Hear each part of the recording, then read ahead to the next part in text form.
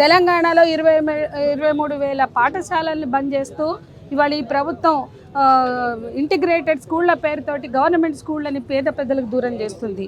ముఖ్యంగా కేంద్ర ప్రభుత్వం నీటి విషయంలో చేసినటువంటి దుర్మార్గం, కార్పొరేటివ్ శక్తుల్ని బలోపేతం చేయడానికి విద్యార్థుల జీవితాలతో చెలగాటమాడుతూ ఇంతమంది విద్యార్థులు చనిపోతే, మొదటి నీట్ ఎగ్జామ్ రద్దయినప్పుడు కొంతమంది చనిపోయారు, రెండోసారి రాయాలన్నప్పుడు కొంతమంది చనిపోయారు, ఆఖరికి రెండోసారి నీట్ రాసే రోజు 4 చనిపోయారు. ఇంతమంది చనిపోతే కనీసమైన నైతిక బాధ్యత వహించవలసిన ధర్మేంద్ర ప్రసాద్ రాజీనామా చేయలేదు.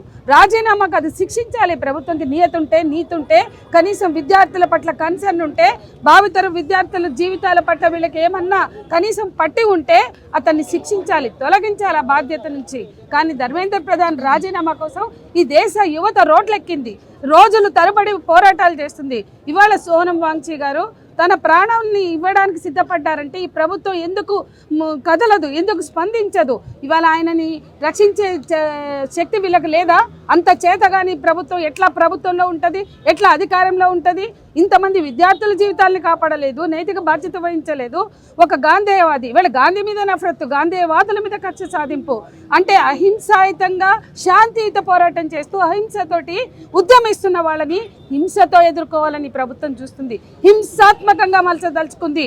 అహింస కాదు, మేము హింసతోటే ముందుకు వస్తాం, హింసతో క్రూయల్గా వ్యవహరిస్తామని ప్రభుత్వం చాటి చెప్తోంది. ఘటనతో ఇప్పటికైనా సోనం వాంగ్చూ ప్రాణాలని కాపాడపోతే దేశం అల్లకల్లోలమవుతుంది. విద్యార్థులే కాదు మొత్తం ప్రజలందరూ కూడా దీని మీద వాళ్ళు చాలా స్పందిస్తున్నారు, చాలా ఆందోళన పడుతున్నారు. ఇవాళ నేను ఉదయం నుంచి 4 ఊర్లకు వెళ్ళినాను, ఏ ఊర్లో కూడా సోనం వాంగ్చూ బతుకుతాడా, ఆయనకి ఏమవుతుందని ఆందోళన ప్రజల్లో కనపడుతుంది. అంటే ప్రజల్లో ఇంత ఆందోళన కనపడుతున్నా కూడా పాలకులకి చీమగుట్టినట్టు కూడా లేదంటే సిగ్గుపడాల్సిన విషయం. దేశ యువతను పట్టించుకోరు, దేశంలో విద్యా రంగాన్ని పట్టించుకోరు. ఇవాళ ఎన్టీఏని తీసుకొచ్చి నేషనల్ టెస్టింగ్ ఏజెన్సీని రద్దు చేయాలంటే దాని మీద స్పందించరు.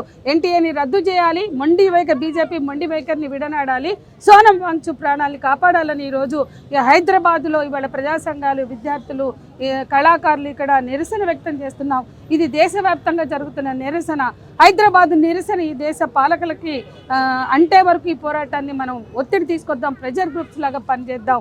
ముఖ్యంగా ఈ రాష్ట్ర ముఖ్యమంత్రి రేవంత్ రెడ్డికి సోయి తెచ్చుకుని ఇవాళ కనీసం ప్రతిపక్ష పాత్ర కూడా పోషించడానికి చేతగాని చేవలేని నియత లేని రేవంత్ రెడ్డి ఇవాళ ఈ రాష్ట్ర ప్రజల మనోభావాల్ని గుర్తించి సోనం వాంగ్చూ ప్రాణాలు కాపాడాలని అధికారికంగా ఆయన కూడా కోరాలని కూడా మేము రేవంత్ రెడ్డిని కోరుతున్నాం.